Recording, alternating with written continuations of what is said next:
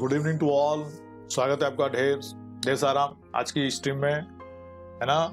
चलिए स्टार्ट करते हैं। सेक्शन क्वेश्चन नंबर 34 जो अपना कल हो गया था उसको फिर से रिपीट करके। सेक्शन 144 के अधीन पारित आदेश प्रवर्त रहता है जिसकी अवधि सामान्यतः निम्न में से अधिक नहीं हो सकती। 15 दिन, 2 महीने, 1 महीने, 7 दिन। बताइए जल्दी से। Give the right answer. Time starts now.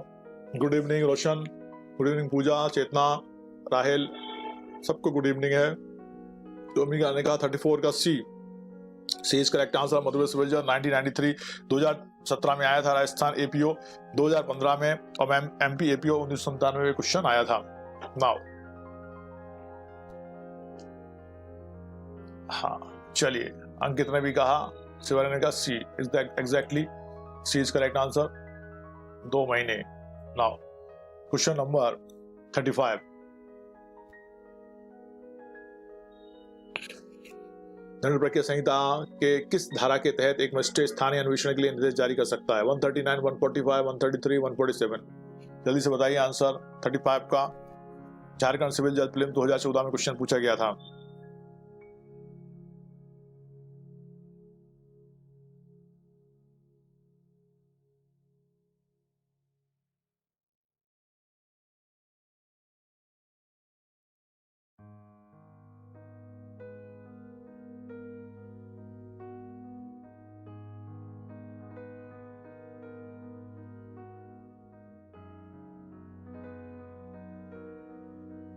Thirty five का A is correct answer. A answer किसने दिया है भाई? रोमिका, अंकित और तन्मय की दुनिया, Pooja, Chetna. Okay, on section 135, 139, section 139, section 133 question number 35 का है। सेक्शन 139 के तहत स्थानीय अन्वेषण किए जाने हेतु निर्देश दे सकता है या व्यक्ति की परीक्षा हेतु किसी विषय को समन कर सकता है। और सेक्शन 133 के अधीन किसी व्यक्ति द्वारा किसी लोक अधिकारी के अस्तित्व से इंकार किया जाता है। 137 का यह वह कारण दर्शित करने हेतु उपस्थित होता है। और सेक्शन 138, ठीक है। तो ये हो गया गुड इवनिंग किया सुनंदा ने। Good evening Sunanda. Now question number 36। यदि कोई व्यक्ति जिसके विरुद्ध दंड प्रक्रिया संहिता 1973 की धारा 133 के अधीन आदेश दिया गया है उपस्थित हो जाता है और आदेश के विरुद्ध कारण दर्शित करता है तो मजिस्ट्रेट उस मामले में उसी प्रकार साक्ष्य लेगा जैसा वह समन मामला हो, उस मामले में उसी प्रकार साक्ष्य लेगा जैसे वारंट मामला हो, उस मामले में उसी प्रकार साक्ष्य लेगा जैसे वह असाधारण मामला हो, कोई साक्ष्य नहीं लेगा। बताइए जल्दी से answer. 36 Uttarakhand PCR junior prelims 2014 में क्वेश्चन पूछा गया था। कैसे समन लेगा वो, कैसे मामला लेगा, किस प्रकार से उसको टैकल करेगा? क्वेश्चन नंबर 36 का ए रोशन ने कहा, ईश्वर ने कहा। ओके, 36 का ए इज करेक्ट आंसर। उस मामले को उसी प्रकार साक्ष्य लेगा जैसे वह समन मामला हो। सेक्शन 138 के प्रावधान के अनुसार जहां वह उस व्यक्ति जिसके विरुद्ध धारा 133 के अधीन आदेश जारी किया गया है हाजिर है और आदेश के विरुद्ध कारण दर्शित करता है तो मजिस्ट्रेट उस मामले में उस प्रकार साक्ष्य लेगा जैसे समन मामलों में वो साक्ष्य लेता है। ठीक है, 36 का हो गया ए। Now question number 37। दंड प्रक्रिया संहिता की धारा 101 के अनुच्छेद 142 के तहत एक मजिस्ट्रेट को क्या जारी करने का अधिकार है? दंड प्रक्रिया संहिता की धारा के अनुच्छेद 142 के तहत एक मजिस्ट्रेट को क्या जारी करने का अधिकार है? यह उत्तराखंड पीसीआर जूनियर्स प्रीलिम्स 2015 पूछा गया था।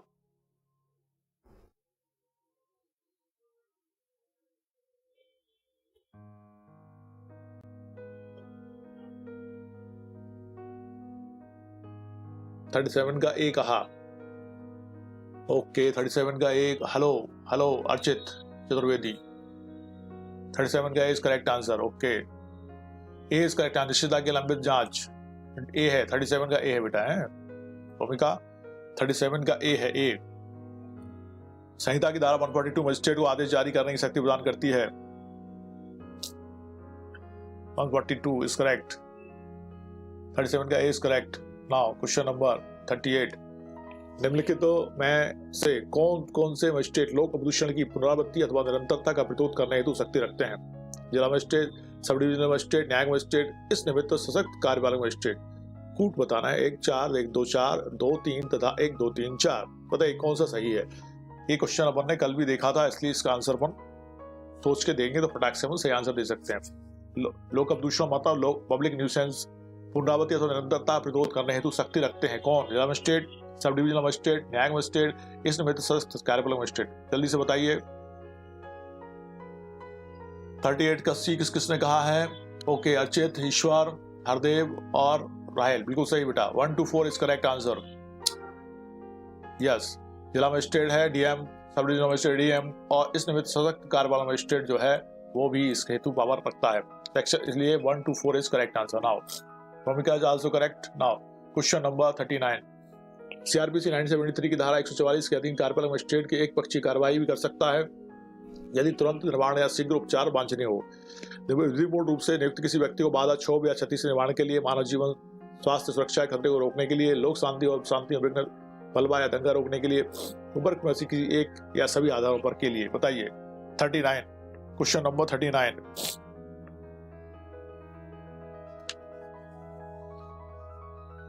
राजस्थान जुडिशरी सर्विस प्लेम्स 2011 में क्वेश्चन पूछा गया था। 39 का डी किसने कहा है भाई? ओके, एवरीबॉडी कह रहे हैं। पुखराज, रोशन, अमन, अर्चित, सुनंदा, ईश्वर, ओमिका और रायल। Everybody is correct. उपरोक्त में से किसी एक या सभी आधारों पर के लिए। बिल्कुल सही, डी इज करेक्ट आंसर। 39 का D is correct answer. CrPC 1974 की धारा 144 के अनुसार विकल्प ए बी सी बढ़ने तथ्य के लिए मजिस्ट्रेट एक पक्षी कार्रवाई भी कर सकता है। बिल्कुल सही कहा आपने। Now question number 40। सीआरपीसी 1973 की धारा 133 में उपताप को हटाने की शक्ति है प्रथम वर्ग न्यायिक मजिस्ट्रेट को, मुख्य न्यायिक मजिस्ट्रेट को, सेशन जज को, जिला मजिस्ट्रेट को। बताइए 40। Uttarakhand BCS junior prelims 2016, Rajasthan APO 2015, Rajasthan JLO 2014 में क्वेश्चन आया था। 40 का डी कहा पुखराज ने, very fast Pukhraj. And right answer जिला मजिस्ट्रेट मतलब डीएम, सेशन जज मतलब एसजे, मुख्य न्यायिक मजिस्ट्रेट मतलब सीजेएम और प्रथम वर्ग न्यायिक magistrate judicial magistrate first class. इन तीनों को पावर नहीं है, लेकिन इसको पावर है डीएम को, इसलिए 40 का D is correct answer. Question number 41। निम्नलिखित में से कौन सही सम्मिलित नहीं है? न्यूसेंस हटाने के आदेश 133, जहां लोग अधिकार के अस्तित्व से इंकार किया जाता है वहां प्रक्रिया 137, भूमि या जल के उपयोग के अधिकार संबंध विवाद 137, न्यूसेंस से आशंकित खतरे के एजेंट मामले में आदेश जारी करने की शक्ति 145। एक कोई सम्मिलित नहीं है, उसको हम बताना है। जल्दी बताइए 41 कौन सा सम्मिलित नहीं है? Uttarakhand APO 2010, Rajasthan JLO 2014। Okay, very fast. Roshan, Archit और Pukhraj, everybody is correct. Okay, Aman ने भी कहा 41 का डी, ईश्वर ने भी कहा D is correct answer. Nuisance से आशंकित खतरे के अर्जेंट मामले सेक्शन 145 में आदेश जारी करने की शक्ति, ये इससे सम्मिलित नहीं है। ठीक है, 145 में जहां भूमि या जल से संबद्ध विवादों से परिशांति भंग संभाव है वहां प्रक्रिया के विषय में उपबंध समाहित है। किसमें? 145 में, और ये 144 में है। ठीक है, ये सही है। Now question number 42। सीआरपीसी की सेक्शन 145 का क्या उद्देश्य है? परशांति भंग होने से रोकना, संपत्ति संबंध विवाद का अंतिम निपटारा, स्वामित्व के प्रश्न का निपटारा। उपरोक्त में से कोई भी नहीं। बताइए 42। Madhya Pradesh APO prelims 2009।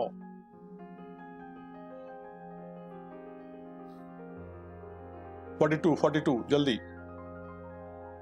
Yes, 42 का A is correct answer, not B. 42 का ए है, ए। यस, 42 का ए इज करेक्ट आंसर। परशांति भंग होने से रोकना है। सेक्शन 145 में जहां भूमि या जल से संबद्ध विवादों से परशांति भंग संभाव है वहां सेक्शन 145 लागू होती है, इसलिए परशांति भंग होने से रोकने के लिए है section 145 A is correct answer. Now question number 43। किस मामले में यह निर्धारित किया कि दंड प्रक्रिया संहिता की अध्याय 8 के प्रावधान लोकहित में होने के कारण भारत के संविधान के अनुच्छेद 19 के अतिक्रमण में नहीं है? रामचरण बनाम राज्य, शिव नारायण बनाम वनमाली, मधुलिमेय बनाम एसजीएम मुंगेर, रामप्रसाद बनाम सम्राट। Give the right answer, time starts now. 43। यूपीएपीओ 2005-2007 में क्वेश्चन पूछा गया था। कौन सा मामला है? जल्दी बताओ। 43 का गुड इवनिंग साना, पुखराज ने कहा 43 का सी इज करेक्ट आंसर। बिल्कुल सही। मधुलिमेय बनाम SGM Munger is correct answer. Madhu Limaye बनाम एसजीएम मुंगेर के बाद में अभिधारित किया गया कि दंड प्रक्रिया संहिता के अध्याय 8 के प्रावधान लोकहित में होने के कारण भारतीय संविधान के अनुच्छेद 19 का अतिक्रमण नहीं करते हैं। 43 का सी इज करेक्ट। ओके, सबने दिया है आंसर 43 का। ओके अर्चित, ओके आज तो भाई सब बिल्कुल करेक्ट आंसर दे रहे हैं, good, very good. 44 section 145 CrPC के अंतर्गत कार्रवाइयों का उद्देश्य शांति भंग के खतरे का निर्माण करना है, ना कि स्वत निर्धारण करना। निम्न से किस मामले में कहा गया? भारत संघ बनाम अजीबुन्निसा खातून, नंदीराम बनाम चांदीराम, रोशनलाल बनाम राज, रामाधीन बनाम श्यामा देवी। बताइए। 44 यूपीएपीओ 2005-2007। ओके 44 का ए किसने कहा है? रोशन ने। वाह रही रोशन, क्या बात है, गजब किया तुमने। ओके सबने सही कहा है। 44 का ए का नंबर आईडी सर। ओके ए है। भारत संघ बनाम अजीबुन्निसा खातून 2001 के बाद में निर्धारित किया गया कि सेक्शन 145 के अंतर्गत कार्रवाइयों का उद्देश्य शांति भंग होने के खतरे का निर्माण है, ना कि स्वत्व के निर्धारण का। कौन सा है मामला? भारत संघ बनाम अजीबुन्निसा खातून 2001। नाउ क्वेश्चन नंबर 145 सीआरपीसी के अधीन आदेश निम्न के संबंध में दिया जा सकता है। कोई भी संपत्ति किसी भूमि या जल की जिसके अंतर्गत फसलें में भूमि की उपज या लाभ भी सम्मिलित है, ऐसे किसी भी बात के संबंध में कि जिससे प्रशांति भंग होना संभव है, केवल जल संपत्ति संबंधित बात। 45 मध्य प्रदेश से एपीओ 1993।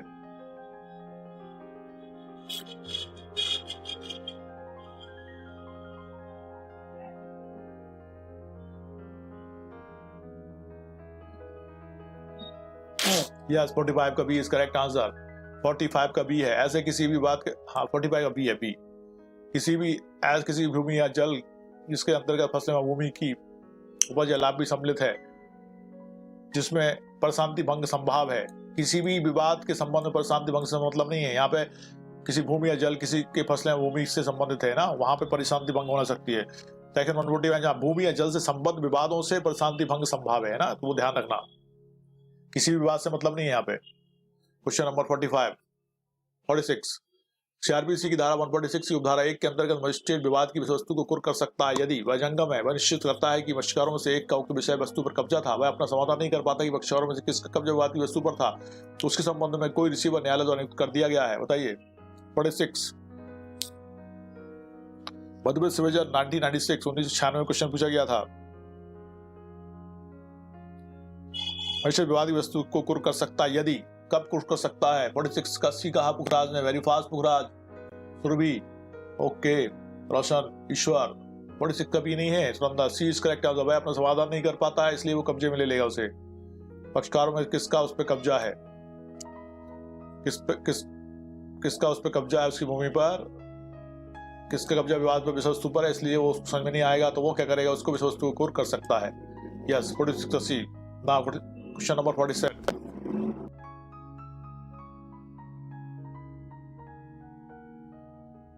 यस 47 अचल संपत्ति पर झगड़े के संबंध में कार्यपालक मजिस्ट्रेट, कार्यपालक दंडाधिकारी दंड प्रक्रिया संहिता की धारा 145 के अंतर्गत संपत्ति और कब्जे के संबंध में अपने आदेश पारित करने से पूर्व कितनी अवधि पर विचार करता है?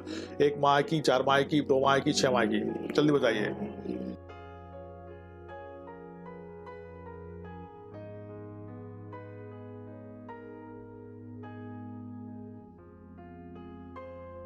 मध्य प्रदेश एपीओ 2000 में क्वेश्चन पूछा गया था।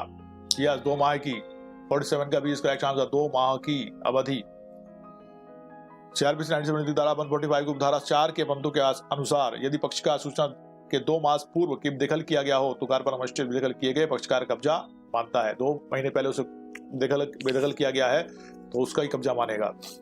यस क्वेश्चन नंबर 48 सीआरपीसी की धारा 145 के अधीन स्थावर संपत्ति के बारे में विवाद में कार्यपालक मजिस्ट्रेट किस प्रश्न का निर्णय कर सकता है? कब्जा और हक, वास्तविक कब्जा, उपरोक्त सभी। बताइए। 48 मध्य प्रदेश एपीओ प्रीलिम 2015 सीआरपीसी की धारा 145 के अधीन स्थावर संपत्ति के बारे में विवाद में कार्यपालक मजिस्ट्रेट किस प्रश्न का निर्धारण कर सकता है? 48 का डी इज नॉट करेक्ट। 48 का बी है, वास्तविक कब्जे का वो निर्धारण करेगा। वास्तविक कब्जा किसका है? मान लो 2 महीने पहले उसको निकाल दिया गया तो उसका कब्जा ही मानेगा वो। 48 का B is correct answer. Section 145 के अधीन स्थावर संपत्ति के बारे में विवाद में कार्यपालक मजिस्ट्रेट वास्तविक कब्जा संबंधी प्रश्न का निर्णय कर सकता है। 48 का बी इज करेक्ट आंसर। किसने दिया है बी? भूमिका, यस ईश्वर और Pooja, Sunanda, Hardev. Okay, now question number 49, CrPC की धारा 145 के अंतर्गत कार्यपालक मजिस्ट्रेट द्वारा कार्रवाई निम्न में से किसके रिपोर्ट पर प्रारंभ की जाती है? न्यायिक मजिस्ट्रेट, राजस्व अधिकारी, पुलिस अधिकारी, शिकायतकर्ता? बताइए जल्दी से। 49, राजस्थान जुडिशल सर्विस प्रीलिम्स 2015 पूछा गया था, किसकी रिपोर्ट पर प्रारंभ की जाएगी कार्रवाई? सीआरपीसी की धारा 145 के अंतर्गत कार्यपालक मजिस्ट्रेट द्वारा कार्रवाई निम्न में से किसके रिपोर्ट पर प्रारंभ की जाती है? 49 का भी is correct answer. Okay, police अधिकारी की रिपोर्ट पे राइट आंसर। सेक्शन 145 के अधीन कार्यपालक मजिस्ट्रेट द्वारा कार्रवाई पुलिस रिपोर्ट अथवा अन्य सूचना द्वारा संतुष्ट हो जाने पर प्रारंभ की जाती है। अन्य सूचना दिए गए विकल्पों में सम्मिलित नहीं है, अतः अभिष्ट उत्तर पुलिस रिपोर्ट ही होगा। ठीक है, पुलिस रिपोर्ट पर या अन्य सूचना पर, लेकिन यहाँ अन्य सूचना नहीं लिखी इसलिए अपन इसको ही मानेंगे पुलिस अधिकारी पर। 49 का डी, शिकायतकर्ता नहीं लिखा उसमें, अन्य रिपोर्ट लिखा है ना, तो बी इज करेक्ट आंसर। जो लैंग्वेज है हमारी लॉ की उसके हिसाब से हमें चलना हुआ है ना। क्वेश्चन नंबर 50, यह सही नहीं है कि मजिस्ट्रेट धारा 146 दंड प्रक्रिया संहिता के अधीन विवाद की वस्तु को कुर्क कर सकता है। धारा 145 क्लॉज 1 के अंतर्गत आदेश प्राप्त करने के बाद किसी भी समय यदि वह ऐसा करना आवश्यक समझता है, बी जांच उपरांत यदि वह पाता है कि किसी पक्ष का कब्जा विवाद की वस्तु पर नहीं था, जब वह समाधान नहीं कर पाता कि किसका कब्जा विवाद की वस्तु पर था, जब वह मामले के को आपत्तिक समझता है। पूछा क्या है? यह सही नहीं है, हमको बताना है सही नहीं है कि मजिस्ट्रेट द्वारा 140 दंड प्रक्रिया संहिता के अधीन विवाद की वस्तु को कुर्क कर सकता है। कब नहीं कर सकता वो देखो, 50 का आंसर देना है आपको। क्वेश्चन नंबर 50,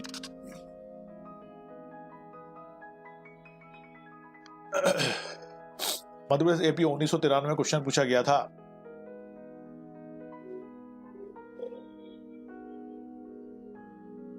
और आपने क्या आंसर देना है भाई? रॉन्ग देखो, आपने देना है यह सही नहीं है। क्या सही नहीं है? मजिस्ट्रेट धारा 140 दंड प्रक्रिया संहिता के अधीन विवाद की वस्तु को कुर्क कर सकता है।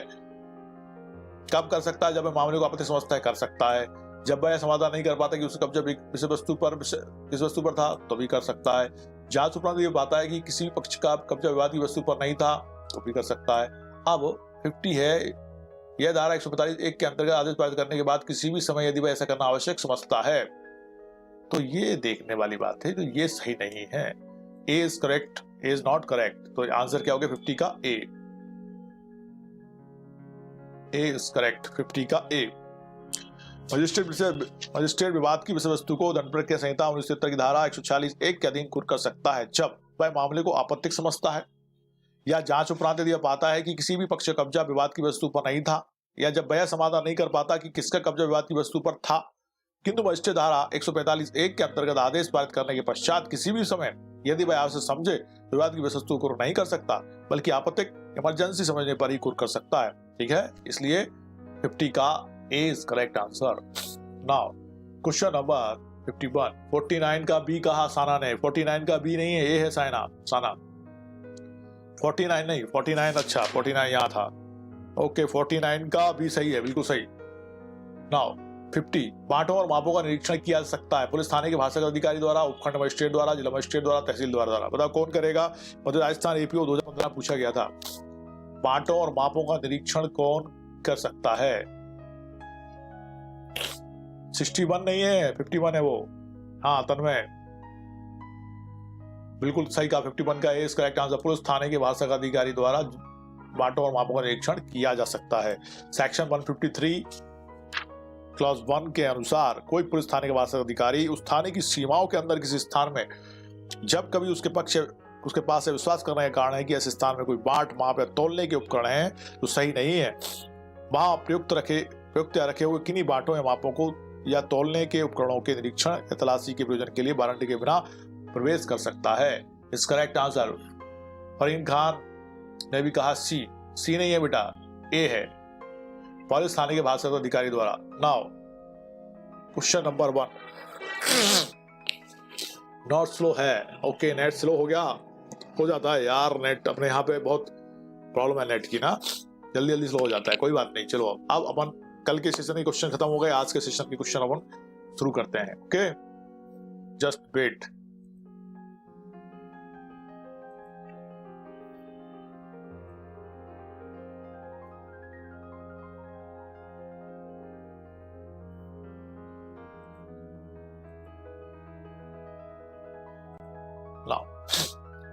सीआरपीसी 1973 की निम्न किस धारा में प्रथम सूचना रिपोर्ट की सांविधिक परिभाषा दी गई है? 154 में, 155 में, 156 में परिभाषित तो नहीं है, बताइए। क्वेश्चन नंबर 1, यूपी सिविल जज 2016।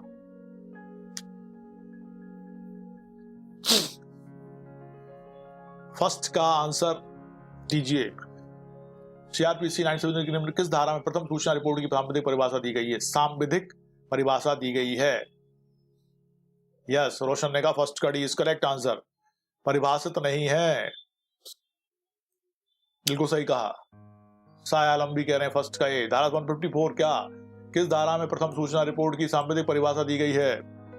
प्रथम सूचना रिपोर्ट की सांविधिक परिभाषा दंड प्रक्रिया संहिता में नहीं दी गई है।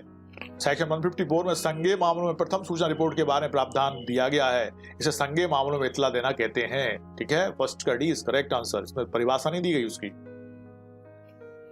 154 में ओनली प्रोसेस है। यस ईश्वर, बिल्कुल सही, राइट आंसर, राइट आंसर है ना। सायालम सही करना उसको है ना बेटा। ओके, 51 का ए हो गया, सही है। आगे चलो बेटा, क्वेश्चन नंबर 1 हो गया ना। क्वेश्चन नंबर 2, सीआरपीसी की धारा 154 के अधीन प्रथम सूचना रिपोर्ट दी जा सकती है केवल अजमानती एवं संज्ञेय अपराध किए जाने के संबंध में, किसी भी अपराध के संबंध में, केवल संज्ञेय अपराध के संबंध में, केवल लिखित में। बताइए कैसे दी जा सकती है। क्वेश्चन नंबर 2, मध्य प्रदेश एपीओ 1993 में क्वेश्चन पूछा गया था।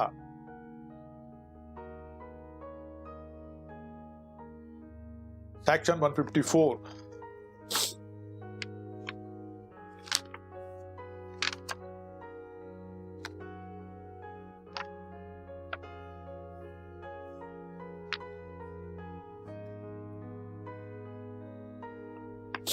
Section 154 information in cognizable cases, उसके हेड से समझ में आता है संज्ञेय मामलों में इत्तला, है ना। जो हेड है उसका सेक्शन का वो ही कह रहा है इंफॉर्मेशन इन कॉग्निजेबल केसेस। क्या कह रहा है? क्वेश्चन नंबर 2 जो ने पूछा है कि सेक्शन 154 के अधीन प्रथम सूचना रिपोर्ट दी जा सकती है ओनली कॉग्निजेबल ऑफेंसेस में। यस, उसका जो हेड है, इसलिए मैं कहता हूं आपसे कि सेक्शन के यदि हम हेड भी याद कर लें हर एक्ट के, तो लगभग आधा काम हमारा हो गया। आधा क्या, 75% काम हो गया। और 75% का 80% काम खत्म कर दिया हमने, यदि हम हर एक्ट के सेक्शन और उनके हेड्स को याद कर लें तो। ठीक है, तो उसमें फर्स्ट हेड में लिखा है information in cognizable cases. Now question number, तो केवल संज्ञेय अपराध के संबंध में है ना। Yes, C is correct answer. 2 का सी। नाउ क्वेश्चन नंबर 3, प्रथम सूचना रिपोर्ट निम्नलिखित धारा के अंतर्गत लेखबद्ध की जाती है? 152, 154, 153 और 155। बताइए जल्दी से। मध्य प्रदेश सिविल जज प्रीलिम्स 2012 में क्वेश्चन पूछा गया था। एमपी सिविल जज में और एमपी एडीपीओ में लगभग कई बार सीधे क्वेश्चन पूछे जाते हैं, ज्यादा घुमाते नहीं है। 3 का C is correct answer. Section 154 इसके बारे में डिफाइन करता है।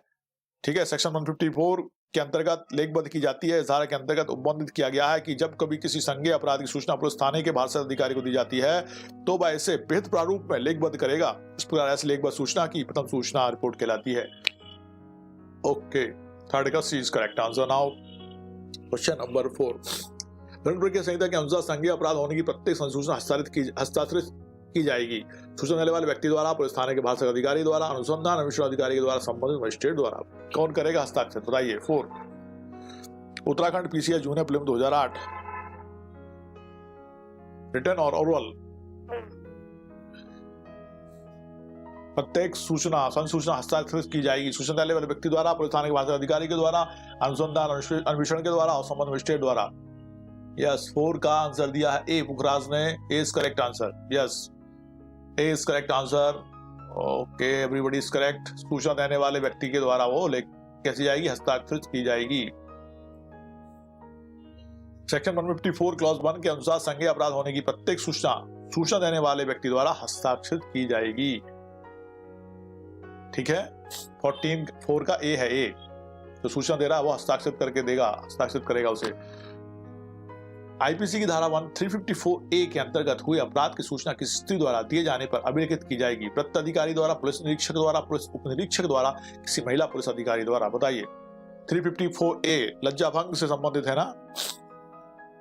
चलो 5, राजस्थान एपीओ 2015, 5 का डी आंसर दिया है, किसने वही दे दिया है, अर्चित दे रहे हैं, पुखराज, सुनंदा, रोमिका, पूजा, ईश्वर, Surabhi, Aman, everybody is correct. किसी महिला पुलिस अधिकारी द्वारा, yes right. Now question number 6, wrong answer बताना है, गलत उत्तर बताइए कि संज्ञेय अपराध के संबंध सूचना किसी पुलिस अधिकारी को दी गई हो, सूचना समय के अनुसार प्रथम होनी चाहिए, इसे सदैव लिखित होना चाहिए। गलत उत्तर बताना है वो क्या गलत है। यस, क्वेश्चन नंबर 6, यूपीएपीओ 2002, गलत उत्तर बताना, रॉन्ग आंसर बताना है। फरीन खान डी कह रही हैं, किसका डी कहा तुमने? अमन तुम किसका डी कह रहे हो अभी? 6 का डी, हाँ 6 का डी इज करेक्ट आंसर। इसे सदैव लिखित होना चाहिए, आवश्यक नहीं है कि लिखित हो। गलत उत्तर क्या है? लिखित होना आवश्यक नहीं है। किसी संज्ञेय अपराध के संबंध में सूचना किसी पुलिस अधिकारी को दी गई हो, सही है। सूचना समय के अनुसार प्रथम होनी चाहिए, ठीक है। नाउ क्वेश्चन नंबर 7, परंतु की किसी स्थिति द्वारा जिसके विरुद्ध भारतीय दंड संहिता की धारा 376 के अधीन अपराध किए जाने की इत्तला दी जाती है, तो ऐसी इत्तला किसी महिला पुलिस अधिकारी द्वारा अभिलिखित की जाएगी, अंत स्थापित किया गया। सीआरपीसी अमेंडमेंट एक्ट 2005, 2008, 2010 और 2013 के द्वारा। बताइए किसके द्वारा? राजस्थान जेएलओ 2014।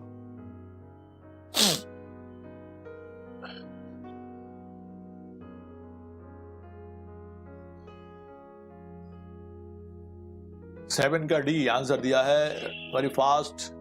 ओहो, सबने दे दिया है, रोशन, अर्चित, पुखराज, अमन, रोमिका, सुरभि, सुनंदा, पूजा, ईश्वर, एवरीबॉडी इज करेक्ट। बहुत बढ़िया। आई थिंक आप लोगों का कमांड अच्छा हो रहा है सीआरपीसी पे, या है, ऐसा मान सकते हैं हम। Question number 8, in case of merger of the complaint with the police report, the procedure to be followed for the trial shall be of the complaint cases, shall be of the case instituted on the police report, shall be of both as per convenience during the trial, shall be the one as directed by the magistrate.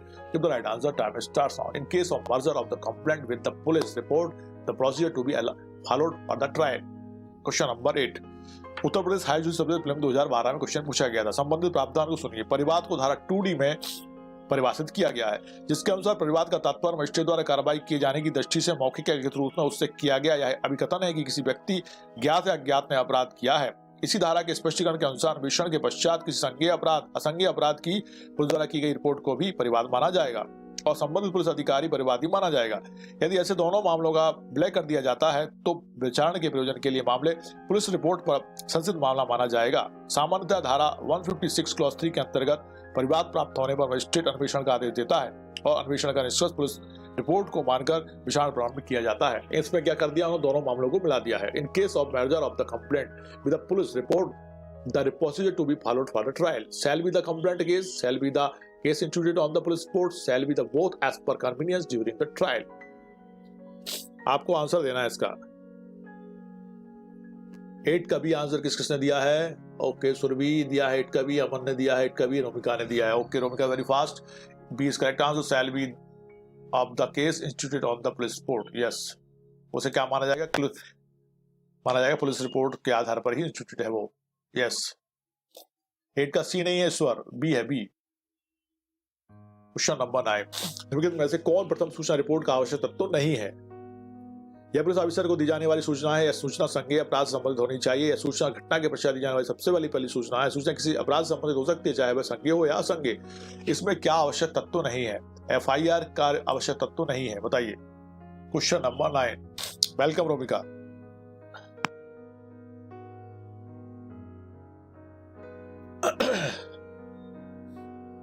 Uttarakhand PCS junior prelims 2012 और UP APO prelims 2011 में एक question पूछा गया था।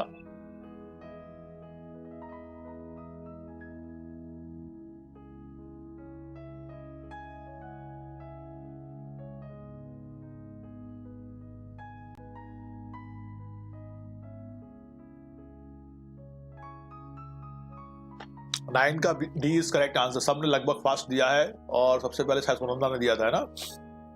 Okay, सूचना किसी अपराध संबंधित हो सकती है, चाहे वह संज्ञेय हो असंज्ञेय। ये कैसा है? आवश्यक तत्व तो इसका नहीं है। और बाकी सबने रोमिका, अमन, पूजा, सुरभि, ईश्वर, साना और रोशन ने सबने सही आंसर दिया है। क्वेश्चन नंबर 10, निम्नलिखित संकथनों में से कौन सा संकथन असत्य है?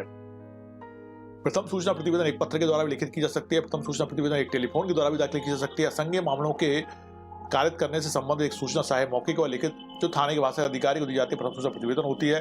प्रथम सूचना प्रतिवेदन की एक कॉपी निःशुल्क सूचना देने वाले को दी जाती है। इसमें से आपको बताने कौन सा संकथन असत्य है, बताइए जल्दी से।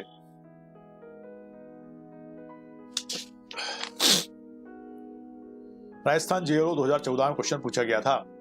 यस, 10th का C is correct answer. Very fast, Archit, Roshan और सुनंदा। Very good. सुरभि ने भी कहा सी इज करेक्ट, ये असत्य कथन है। इसको मैं पढ़ देता हूं फिर से। असंज्ञेय मामलों की कारित करने से संबंधित एक सूचना चाहे मौखिक हो या लिखित थाने के भाषा अधिकारी को दी जाती है प्रथम सूचना प्रतिवेदन होती है। यह सत्य है, जबकि यह सही है। प्रथम सूचना प्रतिवेदन एक पत्र के द्वारा लिखित की जा सकती है। प्रथम सूचना प्रतिवेदन एक टेलीफोन द्वारा भी दाखिल की जा सकती है और प्रथम सूचना की एक कॉपी निःशुल्क सूचना देने वाले को दी जाती है। ये तीनों सही है, लेकिन ये गलत है, इसलिए सही कहा 10 का सी। नाउ क्वेश्चन नंबर 11, संज्ञेय अपराध के किए जाने संबंधित इत्तला के संदर्भ में निम्नलिखित में से कौन सा कथन सही नहीं है? वह थाने के भाषा अधिकारी के मौखिक रूप से दी जा सकती है। वह थाने के भाषा अधिकारी द्वारा उसके निर्देशाधीन लेखबद्ध की जाती है। सूचना लेखबद्ध किए जाने के बाद सूचना देने वाले के हस्ताक्षर उस पर कराए जाते हैं। सूचना की प्रतिलिपि सूचना देने वाले को निःशुल्क दी जा सकती है।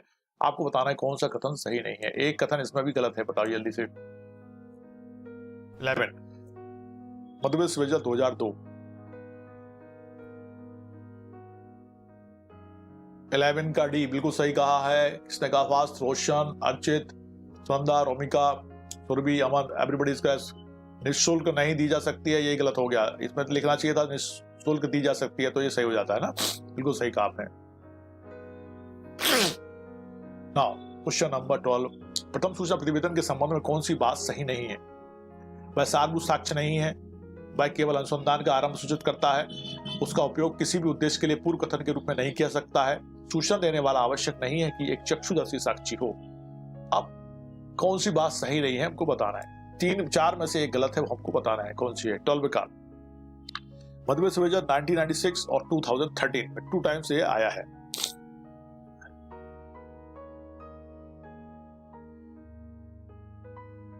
बिल्कुल सही कहा, 12 का सी कहा है। वेरी फास्ट, रोशन ने और पुखराज ने उससे पहले कहा, रोमिका, फिर सुरभि और फिर अमन, और साना 9 का बी कह रही हैं। 9 साना का पीछे चल रहा है भाई, क्या बात है। 9 का डी है, बी नहीं है साना। 12 का सी अर्चित, 12 का सी है सी। उसका उपयोग किसी भी उद्देश्य के लिए पूर्व कथन के रूप में नहीं किया जा सकता, ये गलत है, ये गलत है। उसका उपयोग किया जा सकता है, ठीक है। सार्वभौमिक साक्ष्य नहीं है, लेकिन उसका उपयोग किया जा सकता है। 12 का सी इज करेक्ट आंसर। 13, निम्नलिखित में से कौन ठीक से सुमेलित नहीं है? संज्ञेय मामले में इत्तला सेक्शन 154 सीआरपीसी, मजिस्ट्रेट द्वारा गिरफ्तारी 44 इंस्पेक्टर संहिता, आरोप के अंदर वस्तु सेक्शन 211 सीआरपीसी, एक से अधिक अपराधों धारा 218 सीआरपीसी के लिए विचारण। बताइए 13 में कौन सा ठीक सुमेलित नहीं है? सोच के जल्दी से बताइए। यूपीएपीओ प्रीलिम्स 2011 में आया था क्वेश्चन।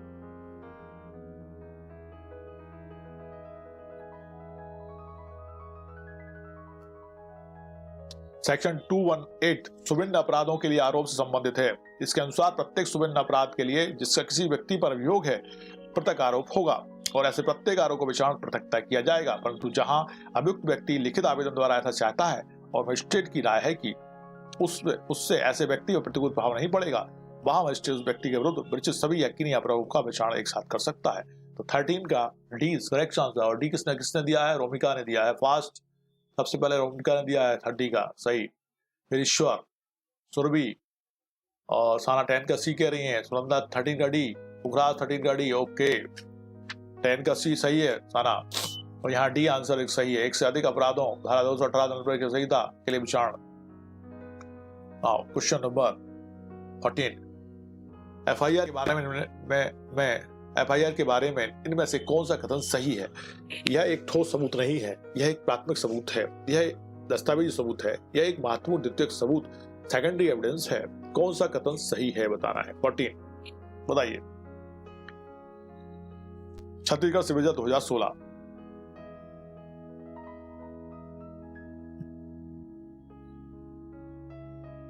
कौन सा कथन सही है?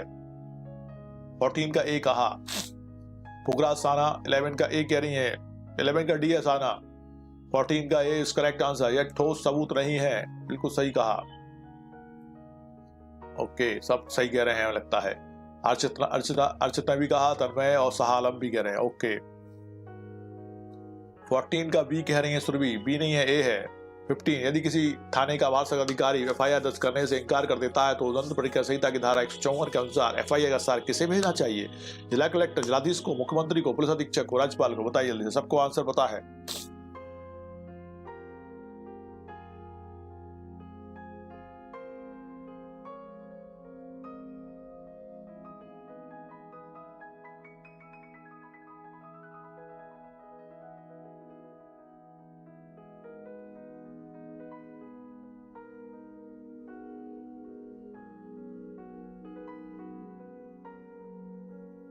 एग्जैक्टली सही, रोमिका से लेके रोशन तक सब सही हैं। पुलिस अधीक्षक इज करेक्ट, एसपी को भेजेंगे अपन, बिल्कुल सही कहा। नाउ क्वेश्चन नंबर 16, निम्नांकित पर विचार कीजिए। प्रथम सूचना रिपोर्ट अपराध कारित करने की सूचना मात्र है। प्रथम सूचना रिपोर्ट अपने आप में एक साबूत साक्ष्य है। उपरोक्त में से एक सही है कि दो गलत है? एक गलत है कि दो सही है? एक तथा दोनों सही है, एक तथा दोनों गलत है? बताइए जल्दी से। क्वेश्चन नंबर 16 कितना अच्छा क्वेश्चन है ना, बहुत बढ़िया क्वेश्चन है। यह आया था यूपी एपीओ प्रीलिम्स 2015 में। ओके, 16 का एक सही है किंतु दो गलत है। कई बार ऐसे क्वेश्चन भी आते हैं जो फनी लगते हैं अपन को, लेकिन कई बार टफ भी आते हैं, कई बार घुमा के भी आते हैं, तो सब टाइप के क्वेश्चन होते हैं ना, इसलिए सबका आनंद लेना चाहिए। क्वेश्चन नंबर 17, संज्ञेय अपराध की प्रथम इत्तला लिखने से थाना प्रभारी इंकार कर देता है, पीड़ित व्यक्ति प्रथम इत्तला रिपोर्ट दर्ज कराएगा। मजिस्ट्रेट को, जिलाधिकारी को, डाक द्वारा, पुलिस अधीक्षक को, उच्च न्यायालय को? बताइए। 17 छत्तीसगढ़ 2008। 16 का A is correct answer, Romika.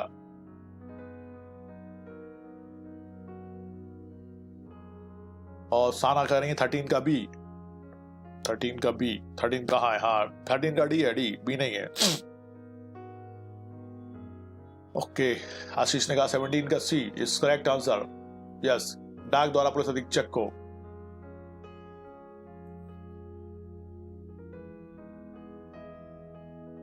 डाक द्वारा पुलिस अधीक्षक को सी, 17 का C is correct answer. Now question number 18, क्या विधि के अंतर्गत एक ही घटना समय दो प्रथम सूचना प्रतिवेदनों पर आधारित अनुसंधान अनुयोज्य हैं? हाँ, किंतु दो भिन्न अनुसंधान एजेंसी द्वारा? नहीं, हाँ, उसी अनुसंधान एजेंसी द्वारा पूर्व अवसर पर धारा 173 क्लॉज 2 के अंतर्गत प्रतिवेदन अग्रेसित करने के बाद नहीं। 18 यह आया था आपका मध्य प्रदेश अतिरिक्त जिला एवं सत्र न्यायाधीश प्रीलिम्स 2010 में।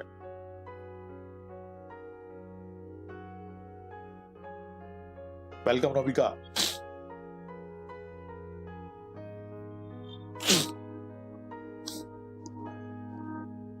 18 का D is correct answer, Romika.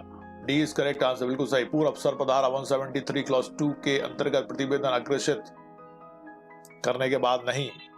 दूसरी, प्रथम सूचना रिपोर्ट स्वयं अपने आप में अवैध नहीं होती है, फिर भी अन्वेषण अधिकारी को पहली एफआईआर पर किए गए अन्वेषण के परिणाम को ध्यान में रखना होगा। रामाकृष्ण बनाम कर्नाटक राज 1999 3 सुप्रीम कोर्ट 247 का मामला है।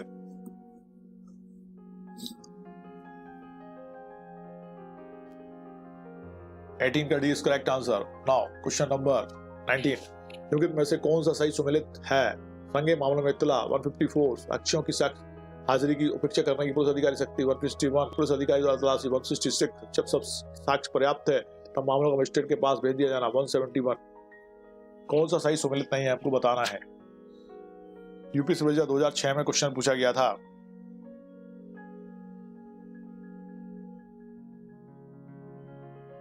कौन सा सही सुमेलित है?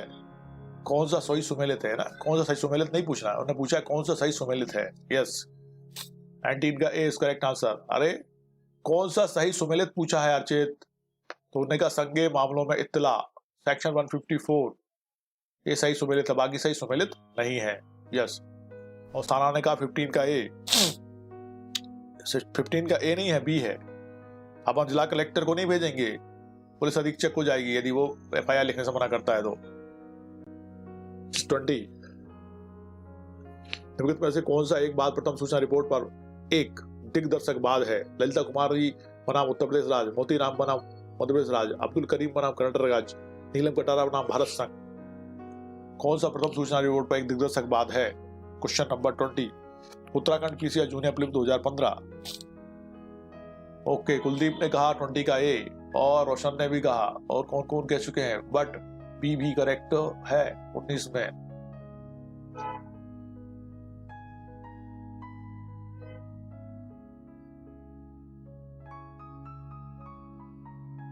ओके, 20 का ए कहा is correct answer, Lalita Kumari बनाम उत्तर प्रदेश राज्य। 20 का A is correct answer. 21,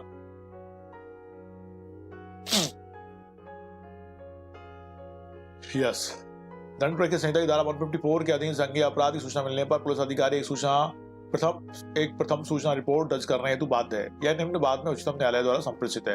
Lalita Kumari बनाम उत्तर प्रदेश राज्य, कल्याण बनाम उत्तर प्रदेश राज्य, नंद कुमार बनाम छत्तीसगढ़ राज्य, नरेंद्र बनाम राजस्थान राज्य। बताइए जल्दी से। 21 का यूपी एपीओ 2015। 21 का भी ए है, यस। रोशन, अमन, कुलदीप, ईश्वर, पूजा, ओके। ललिता कुमारी बनाम उत्तर प्रदेश राज्य, A is correct answer. Now question number 22, निम्नलिखित में से कौन से मामले में उच्चतम न्यायालय ने हाल ही में एफआईआर दर्ज होने के 24 घंटे के भीतर इसकी कॉपी ऑनलाइन अपलोड करने का निर्देश दिया है? डीके बसु बनाम पश्चिम बंगाल राज्य, youth bar association of India बनाम भारत संघ, ठाकुर राम बनाम बिहार राज्य, ज्ञान सिंह बनाम पंजाब राज्य। किसमें बताइए? 22 छत्तीसगढ़ सिविल 2016 में क्वेश्चन पूछा गया था। 22 का आशीष कुमार श्रीवास्तव ने दिया answer B, B is correct answer. 22 का B is correct answer, B है B, youth bar association of India बनाम भारत संघ।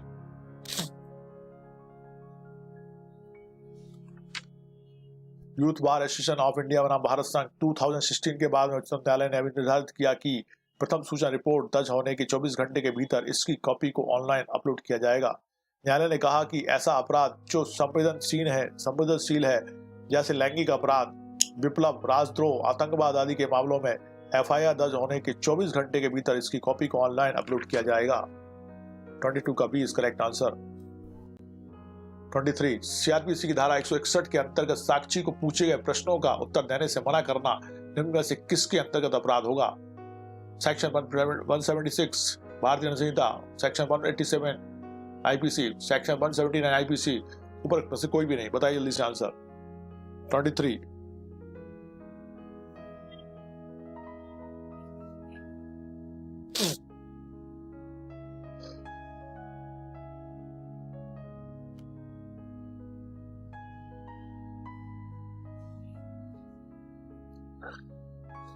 Uttarakhand PCR junior prelim 2008। 23 का बी किसने कहा है? यस, 23 का B is correct answer. Section 179 IPC, CrPC 1973 की धारा 161 के अंतर्गत साक्ष्यों की परीक्षा के दौरान किसी पुलिस अधिकारी द्वारा पूछे गए प्रश्नों का उत्तर देने से मना करना आईपीसी की सेक्शन 179 के अंतर्गत अपराध होता है। 23 का B is correct answer.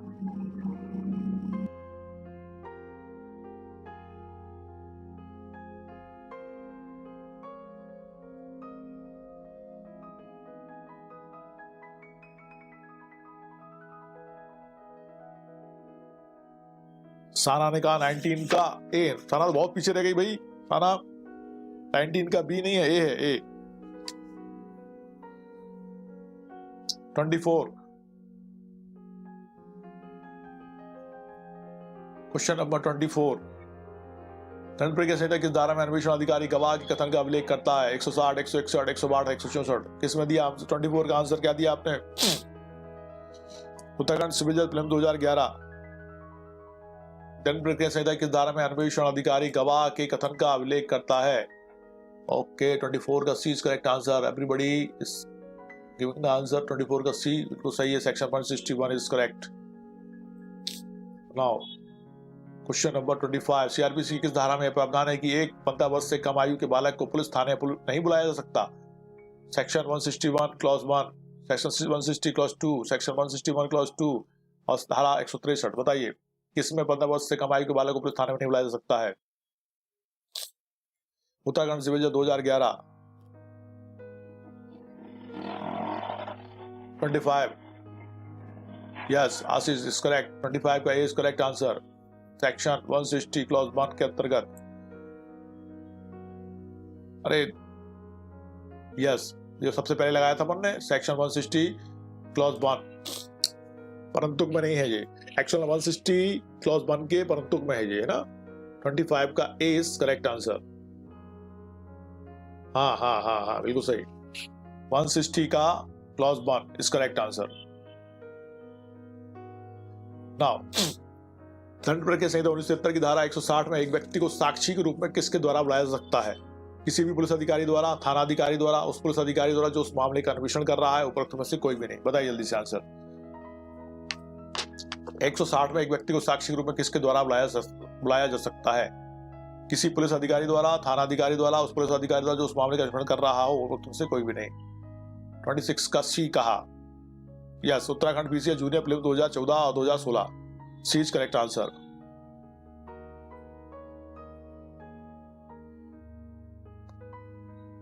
C is correct answer.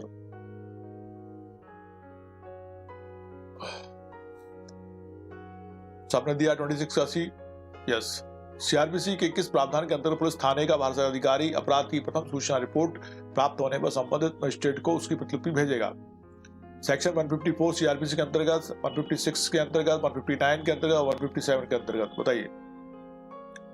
27, हाँ 26 का सी था, सी सही। 26 का सी सही था ईश्वर, नॉट ए। यस, आप क्वेश्चन नंबर 27 का आंसर दो। यूपीएपीओ 2005, 2006 और छत्तीसगढ़ सिविल 2003 किस सेक्शन के अंतर्गत? ओके, 27 का डी दिया है कपिल ने और वो करे बिल्कुल सही। सेक्शन 157 सीआरपीसी के अंतर्गत। Yes, D is correct answer. CrPC की धारा 157 प्रावधानित करती है कि जब पुलिस थाने के भाषक अधिकारी को अपराध की प्रथम सूचना रिपोर्ट प्राप्त होती है, तब वह इसकी रिपोर्ट संबंधित मजिस्ट्रेट को भेजेगा, जैसे अपराध का पुलिस रिपोर्ट पर संज्ञान करने के लिए सशक्त है। ठीक है। Now question number 28।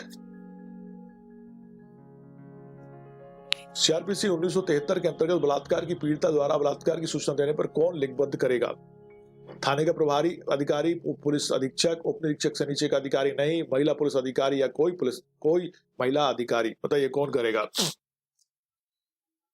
28 Madhya Pradesh विजय 2014।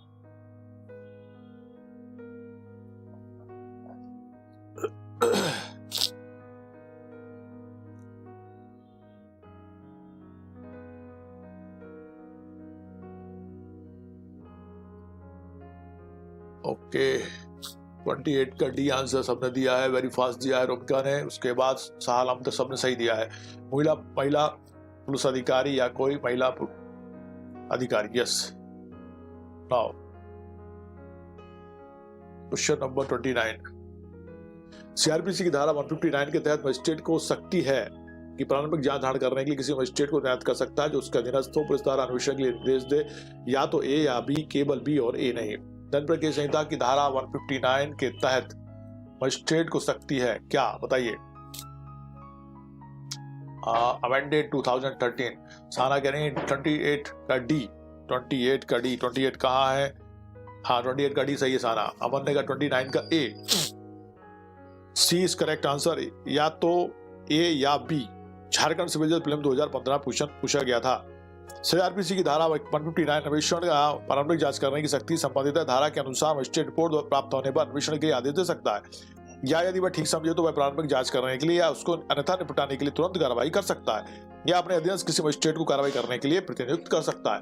तो 29 का सी इज करेक्ट आंसर। या तो ए कहेगा या बी कहेगा, क्योंकि जांच करता है मजिस्ट्रेट और इन्वेस्टिगेशन करती है पुलिस। तो ये या तो ए या बी। 29 का C is correct answer. Question number 30।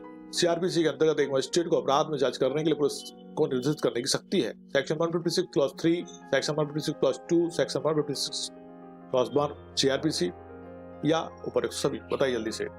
30 का आंसर। क्वेश्चन नंबर 30 का ए। कौन कह रहे हैं? रोशन ने कहा 30 का ए। यह आया था झारखंड सिविल प्रीलिम्स 2015 में। ए इज करेक्ट आंसर। 30 का ए है। Roshan, Sunanda, Romika, everyone is correct. Section 156 clause 3 के दंड प्रक्रिया संहिता के अंतर्गत सेक्शन 156 क्लॉज 3 के अनुसार धारा 190 के अधीन सशक्त किया गया कोई मजिस्ट्रेट अपराध में जांच करने के लिए पुलिस को आदेशित कर सकता है। यस, 30 का A is correct answer. Now question number 31, निम्नलिखित में से कौन मजिस्ट्रेट के आदेश के बिना भी संज्ञेय मामले में अन्वेषण कर सकता है? कौन मजिस्ट्रेट के आदेश के बिना भी संज्ञेय मामले में अन्वेषण कर सकता है? पुलिस अधीक्षक, उप पुलिस अधीक्षक, उप पुलिस महानिरीक्षक, थाने का बाल साधक, बताइए कौन? 31 राजस्थान जुडिशल सर्विसेज प्रीलिम 2011। अच्छा क्वेश्चन है, थोड़ा सा दिमाग लगा के आंसर दो इसका 31 का। और दे भी दिया है रोशन ने भाई, वेरी गुड रोशन। अमन 31 का ए नहीं है, 31 का डी बिल्कुल सही है। सुनंदा का 31 का डी। साना 30 का ए कह रही है, साना 30 का ए कह रही है, बिल्कुल सही कहा साना। 31 का डी इज करेक्ट। थाने का बाल साधक अधिकारी मजिस्ट्रेट के आदेश के बिना संज्ञेय मामले में अन्वेषण कर सकता है, बिल्कुल सही कहा आपने। नाउ क्वेश्चन नंबर 32, किसी प्रथम सूचना रिपोर्ट में अगर एक अपराध संज्ञेय है तथा दूसरा संज्ञेय है तो सारे मामले को समझा जाएगा। संज्ञेय असंज्ञेय देखा जाएगा कि भाई क्या वारंट मामला है, यह देखा जाएगा कि क्या भाई समन मामला है। 32 दीजिए आंसर फटाफट। यह आया था मध्य विश्वविद्यालय 1999 में, छत्तीसगढ़ विश्वविद्यालय 2004 में और उत्तराखंड पीसीजी जूनियर प्रीलिम 2014 में। अच्छा क्वेश्चन था इसलिए 3 बार आ गया। ओके, कुलदीप ने कहा ए, पूजा ने भी कहा ए, रोमिका ने भी कहा A. Okay, A is correct answer. संज्ञेय, यदि मामला संज्ञेय और असंज्ञेय दोनों है तो उसको संज्ञेय ही माना जाएगा, कॉग्निजेबल ऑफेंस माना जाएगा। एक्जैक्टली। 33 का के द्वारा एक असंज्ञेय अपराध की सूचना देने पर थाना प्रभारी ने उसका सारांश किया, तत्पश्चात उसने निम्न कार्रवाई की। थाना प्रभारी का कौन सा कार्य विधि सम्मत थी? अपराध का अनुसंधान किया, आरोपी को बंदी बनाया, न्यायालय में चालान प्रस्तुत किया, उसने का को दंडाधिकारी के पास पहुंचने के लिए निर्देशित किया। बताइए सही। 32 हो गया था ना अपना। हाँ, 33 है। मध्य प्रदेश एपीओ 1997 में, मध्य प्रदेश विजन 1986।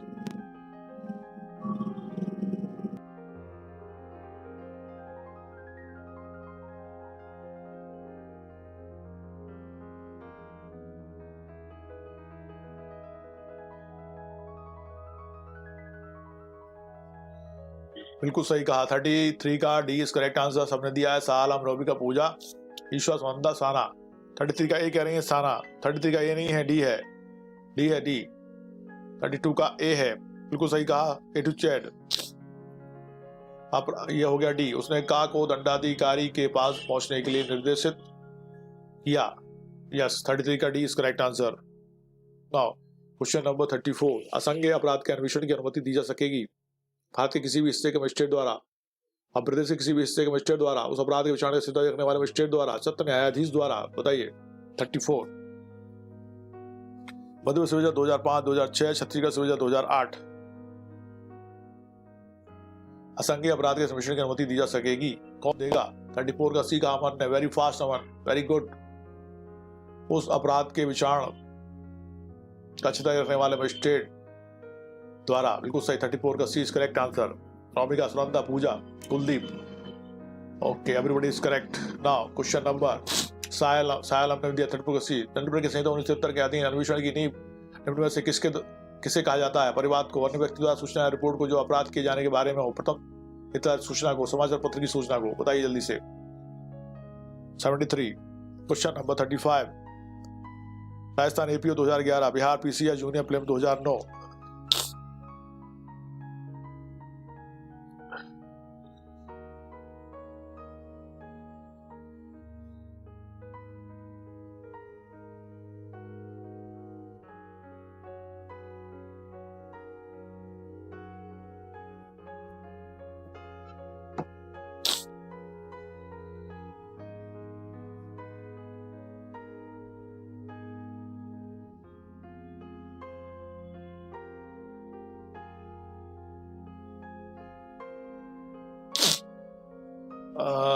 क्या कहा 35 का? 35 का सी दिया है किसने? ओके, 35 को रोमिका ने फास्ट दिया है। सालाम, कुलदीप, बिल्कुल सही। प्रथम इत्तला सूचना को, very fast and right answer. Now question number 36, police द्वारा दंड प्रक्रिया संहिता 1973 की धारा 161 के अंतर्गत कथन अभिलिखित किए जाते हैं? विचारण के दौरान, अन्वेषण के दौरान, अन्वेषण के पूर्व, जांच के दौरान। बताइए। 36।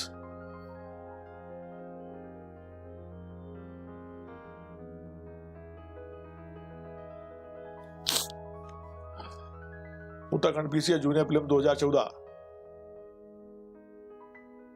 36 का सी, अन्वेषण के दौरान।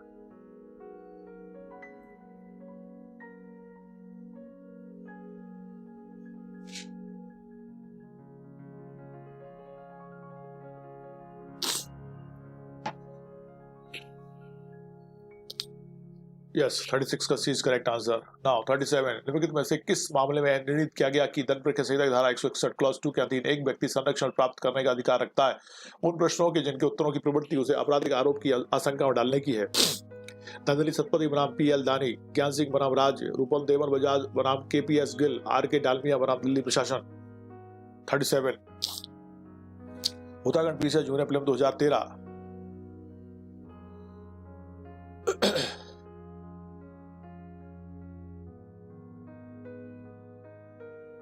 37 का इज करेक्ट आंसर। बिल्कुल सही आंसर दिया है रोशन, ए टू जेड, साना और रोमिका पूजा।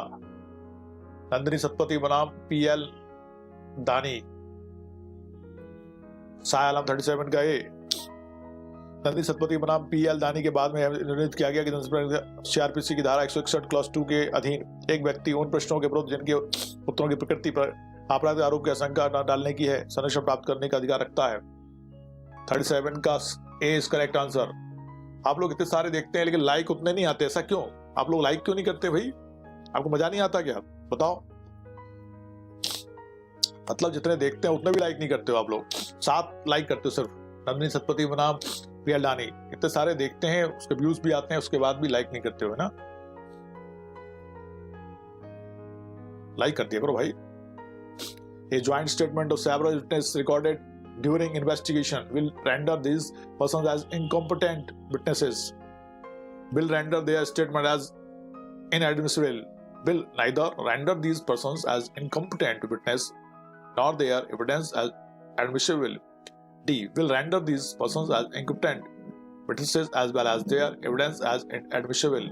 रोमिका कह रही हैं, कुछ कह रही हैं, रेमिका ने कुछ कहा है, ताली बजाती है। अच्छा, हाँ सही बात है भाई, इतना तो बनता ही है ना। हमको कृतज्ञ होना चाहिए, कृतज्ञ नहीं बनना चाहिए। थोड़ा भी हमें कुछ कोई करता है तो उसके लिए हमको धन्यवाद देते हैं कि नहीं? अरे तो खुशी में ऐसे लाइक करने में जाता क्या आपका? हमको भी तो लगेगा हाँ भाई तुम लोग देख रहे हो तो मजा आ रहा है, तो आनंद आ रहा है, तो हमारी मेहनत भी तो सफल हो रही है। लेकिन नहीं, सर को मोहब्बत बख्शो यार। अच्छा नहीं, कुछ मत बख्शो भैया, लाइक करो बस, बस इतना अच्छा है। और वो भी नहीं बनता तो कोई मत करो, मेरा काम है, मैं कर रहा हूं ना। चलो, अन्वेषण के दौरान दर्ज किया गया अनेक गवाहों का संयुक्त बयान ना तो इन गवाहों को असमर्थ साक्षी बनाएगा और ना ही उनके साक्ष्य को अग्राह्य बनाएगा। यद्यपि संहिता की धारा 161 क्लॉज 3 यह बंद करती है कि ऐसा बयान पृथकता लिखबद्ध किया जाएगा। ठीक है। 38 का आंसर क्या दिया आपने? सी। एकदम बिल्कुल सही कहा है, 38 का C is correct. Okay Ashish, thank you बेटा। 38 का सीज करें। will neither render these persons as incompetent witnesses nor their evidence as admissible. incompetent माने जो अक्षम है, जो नहीं समझता कि क्या सही है क्या गलत, वो incompetent होता है। एक पागल है यदि, वो भी समय समय पागल होता है, और जब पागल नहीं है तो वो कॉम्पिटेंट है। एक हैंडीकैप है या मेंटली रिटायर्ड भी है लेकिन वो इतना समझता है कि क्या सही है क्या गलत, तो वो कॉम्पिटेंट है। एक अंधा है, एक बहरा है, तो वो भी कॉम्पिटेंट है। ठीक है। नाउ क्वेश्चन नंबर 39, दंड प्रक्रिया संहिता की कौन सी धारा यह बंद करती है कि किसी व्यक्ति द्वारा किसी पुलिस अधिकारी से अन्वेषण के दौरान किया गया कोई कथन यदि लिखबद्ध किया जाता है तो कथन करने वाले व्यक्ति द्वारा हस्ताक्षर नहीं किया जाएगा? 164, 162, 163, 161। बताइए। 39, Uttarakhand APO 2010, Uttarakhand P civil 2009, UP APO 2002। CrPC कौन सी धारा यह बंद करती है कि किसी व्यक्ति द्वारा किसी पुलिस अधिकारी से अन्वेषण के दौरान किया गया कोई कथन यदि लिखित किया जाता है तो कथन करने वाले व्यक्ति द्वारा हस्ताक्षर नहीं किया जाएगा?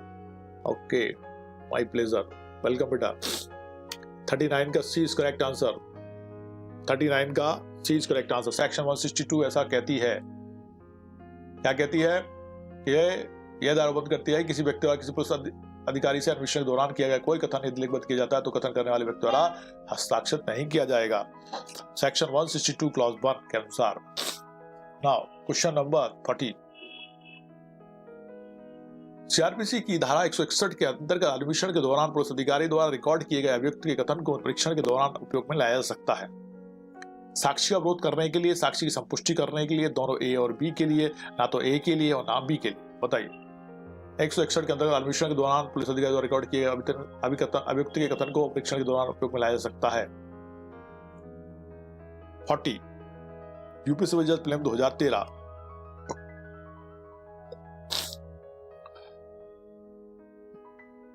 फोर्टी का आंसर क्या दिया आपने?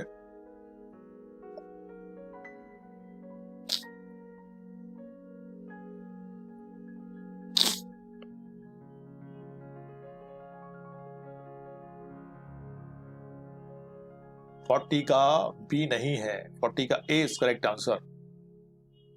40 का ए है, साक्षी का विरोध करने के लिए A is correct answer. A is correct answer.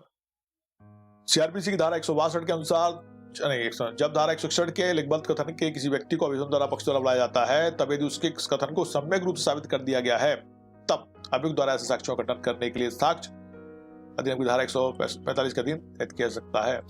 ले B A is correct answer. 40 का ए, यस।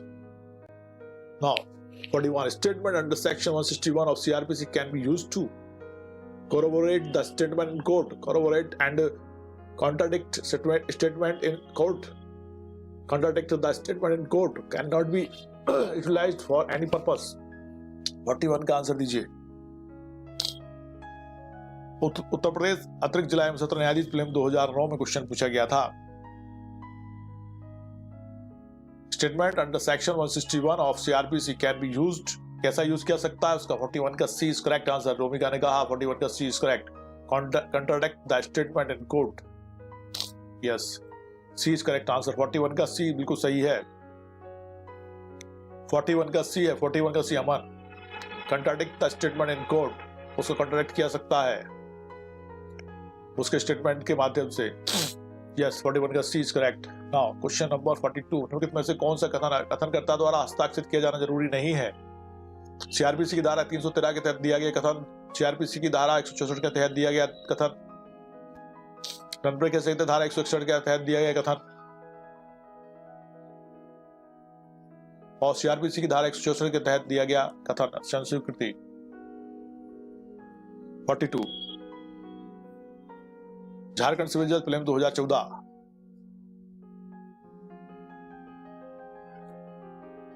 42 का सी दिया रोमका ने और ए टू जेड ने। C is correct answer. B नहीं है sir Aman, C is correct. CrPC की सेक्शन 161 के तहत किया गया कथन का हस्ताक्षरित किया जाना जरूरी नहीं है, अपन ने अभी देखा था ना, वही है, बिल्कुल सही। 42 का C is correct answer. Now 43 CrPC 1973 की धारा 164 की परिधि में आने वाले कथन बयान को अभिलिखित किया जा सकता है किसी कार्यपालक मजिस्ट्रेट के द्वारा, किसी पुलिस अधीक्षक के द्वारा, किसी न्यायिक या मेट्रोपॉलिटन मजिस्ट्रेट के द्वारा, उपरोक्त सभी के द्वारा। बताइए। Uttarakhand PCA junior prelim 2016, Rajasthan APO 2015, Madhya Pradesh junior 2007-2010 में क्वेश्चन पूछा गया था। 43 का सी आंसर दिया है, वेरी फास्ट कुलदीप, बहुत बढ़िया। अमन, रोमिका, किसी न्यायिक या मेट्रोपॉलिटन मजिस्ट्रेट के द्वारा, नाइस। रोशन 43 का सी है। सीआरपीसी 1973 की धारा 164 के अंतर्गत संस्वीकृति या कथन अभिलिखित करने की शक्ति महानगर मजिस्ट्रेट या न्यायिक मजिस्ट्रेट को प्रदान की गई है, चाहे उन्हें संबंधित मामले में अधिकारता हो या ना हो। 44 निम्न में से कौन दंड प्रक्रिया संहिता की धारा 164 के अधीन संस्वीकृति के कथन को अभिलिखित करने के लिए प्राधिकृत नहीं है? न्यायिक मजिस्ट्रेट प्रथम वर्ग, महानगर मजिस्ट्रेट ए और बी दोनों, एक कार्यपालक मजिस्ट्रेट। बताइए।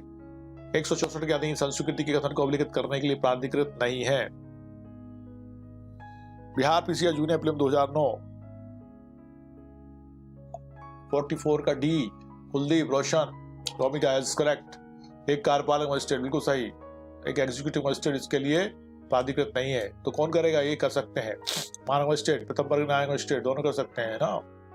Yes, okay. साहिल हमने भी सही आंसर दिया है और सबने भी सही आंसर दिया है। ओके, आज तो सबके आंसर बिल्कुल लगभग सही आ रहे हैं, एक आध का गलत हो रहा है। बहुत बढ़िया, आई लाइक इट। धारा 164(3) दंड प्रक्रिया संहिता के अनुसार यदि मजिस्ट्रेट के समक्ष हाजिर व्यक्ति यह कथन करता है कि संस्कृति करने के लिए इच्छुक नहीं है, तो मजिस्ट्रेट उसे पुलिस की अपेक्षा में निरोध को प्राधिकृत नहीं करेगा, पुलिस की अपेक्षा में निरोध को प्राधिकृत करेगा, जरूरत पर रिहा करेगा, दंडित करेगा। बताइए। राजस्थान जेएलओ 2014। दंड प्रक्रिया संहिता की धारा 164 क्लॉज 3 के अनुसार यदि मजिस्ट्रेट के समक्ष हाजिर व्यक्ति यह कथन करता है कि वह संस्कृति करने के लिए इच्छुक नहीं है, तो मजिस्ट्रेट उसे पुलिस अभिरक्षा में निरोध प्राधिकृत नहीं करेगा, बल्कि उसे न्यायिक अभिरक्षा में कुछ दिनों के लिए कारावास भेज देगा, ताकि संस्कृति करने वाले के मस्तिष्क में किसी प्रकार का दबाव ना रहे, जिससे वह स्वेच्छा से संस्कृति कर सके। 45 का ए इज करेक्ट आंसर।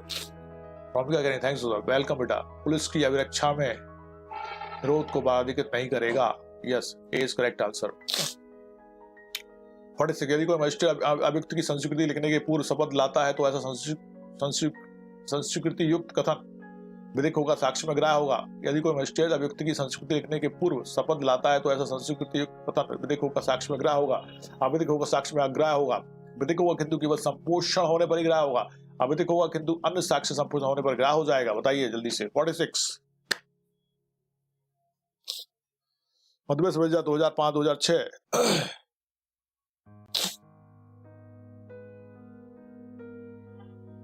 का बी कहा रोमिका ने, बिल्कुल सही, एग्जैक्टली राइट आंसर। अविधिक होकर साक्ष्य में अग्राह्य होगा, भले उसने उसको संस्कृति लिखने के पूर्व शपथ पर लाया था और संस्कृति युक्त कथन लिया था। 46 का बी। और किसने दिया है भाई? ओके, एडीजेड भी कह रहे हैं 46 का बी। अवनसी का बी है बेटा, पूजा बी है, B. Yes, now question number 47। फौजदारी प्रक्रिया संहिता 1973 की धारा 164 के अधीन बलात्कार की किसी पीड़िता को ऐसे अपराध की घटना की सूचना प्राप्त होने के खालिस्तान के अंदर परीक्षण के लिए किसी पंजीकृत स्वास्थ्य चिकित्सक के पास भेजना होगा। 6 घंटों में, 24 घंटों में, 12 घंटों में, 36 घंटों में? बताइए जल्दी से। 47 बिहार पीसीएस जूनियर 2016। 47 का सी इज करेक्ट आंसर, एकदम सही कहा आपने। 24 घंटे के अंदर संबंधित प्रावधान 1 मिनट में। सीआरपीसी की धारा 164 के बलात्संग के शिकार हुए व्यक्ति की शारीरिक परीक्षा संबंधित है। धारा के अनुसार जब बलात्संग करने का प्रयत्न करने के अपराध का अन्वेषण किया जा रहा है, तो स्त्री के शरीर की जिसके साथ बलात्संग किया जाना या किए जाने का प्रयत्न करना अभिकथित है, किसी चिकित्सा विशेषज्ञ से परीक्षा कराना प्रस्तावित है। वहाँ ऐसी परीक्षा सरकार या किसी स्थानीय प्राधिकारी द्वारा चलाया जा रहा है, किसी अस्पताल में नियोजित रजिस्ट्रीकृत चिकित्सा व्यवसायी द्वारा ऐसी स्त्री की सहमति से या उसकी ओर से ऐसी सहमति देने के लिए सक्षम व्यक्ति की सहमति से की जाएगी, और ऐसी स्त्री को ऐसा अपराध किए जाने संबंधित इतला के समय से 24 घंटे के भीतर ऐसा रजिस्ट्रीकृत चिकित्सा व्यवसायी के पास भेजा जाएगा। ओके,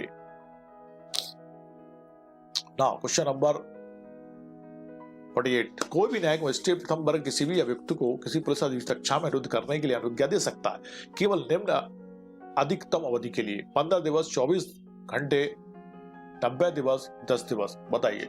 48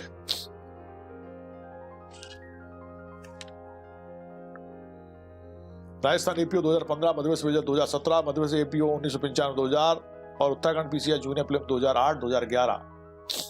कितनी बार क्वेश्चन आया है? कोई भी न्यायिक मजिस्ट्रेट प्रथम बार किसी भी अभियुक्त को किसी पुलिस अभिक्षा में विरुद्ध रखने के लिए अनुज्ञा दे सकता है, केवल निम्न अधिकतम अवधि के लिए। 48 का ए आंसर दिया है रोशन ने, कुलदीप ने, ए टू जेड ने और पूजा ने और रोमिका ने। बिल्कुल सही, 15 दिवस बिल्कुल सही है। 15 दिवस, 15 days is correct answer. Section 167 की उपधारा 2 के अनुसार कोई प्रथम वर्ग न्यायिक मजिस्ट्रेट किसी अभियुक्त को पुलिस अभिरक्षा में विरोध ऐसी अवधि के लिए प्राधिकृत कर सकेगा जो कुल मिलाकर 15 दिन से अधिक की नहीं होगी। Question number 49।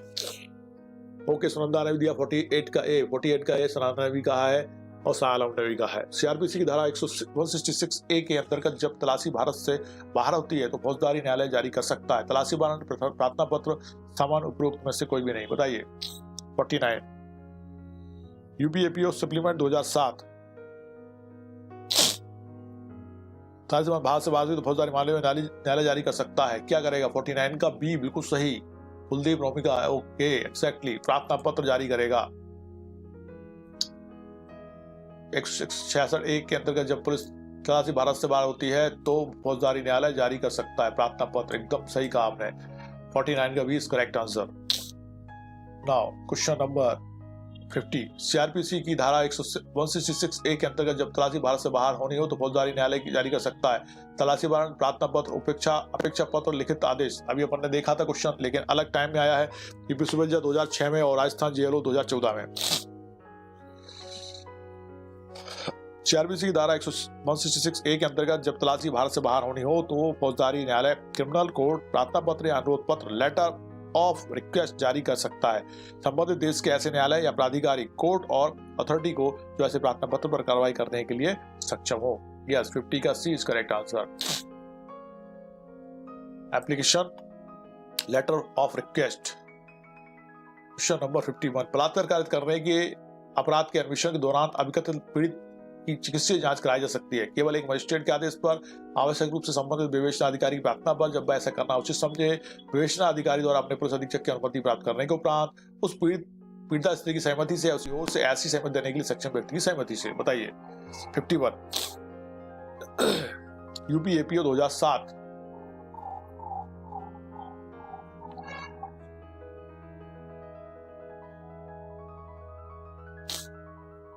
ओके, 51 का डी आंसर दिया है कुलदीप ने, वेरी फास्ट। साना ने कहा 51 का डी एकदम सही, ओमिका ने भी कहा, सबने कहा है और एवरीबॉडी इज करेक्ट। उस पीड़िता स्त्री की सहमति से या उसकी ओर से ऐसी सहमति देने के लिए सक्षम व्यक्ति की सहमति से। Okay, now question number 52। निम्न में से किस भाग में यह निर्धारित किया गया था कि दंड प्रक्रिया संहिता 1973 की धारा 164 के प्रावधानों का निश्चित अनुपालन होना ही चाहिए? राजेश रंजन बनाम सीबीआई 2007 सुप्रीम कोर्ट 451 में, बाबू भाई उदय सिंह परमार बनाम गुजरात राज्य 2007 सुप्रीम कोर्ट 420 में, नवीन चंद्र बनाम उत्तरांचल राज्य 2007 सुप्रीम कोर्ट 313 में, अमित सिंह बनाम पंजाब राज्य 2007 सुप्रीम कोर्ट 132 में। बताइए जल्दी से। 52। उत्तराखंड एपीओ 2016। 52 का C नहीं है, 52 का B है। B is correct answer. 52 का बाबू भाई उदय सिंह परमार बनाम गुजरात राज्य 2007 सुप्रीम कोर्ट 420 के मामले में उच्चतम न्यायालय ने यह निर्धारित किया कि दंड प्रक्रिया संहिता की धारा 164 के प्रावधानों का निश्चित रूप से पालन होना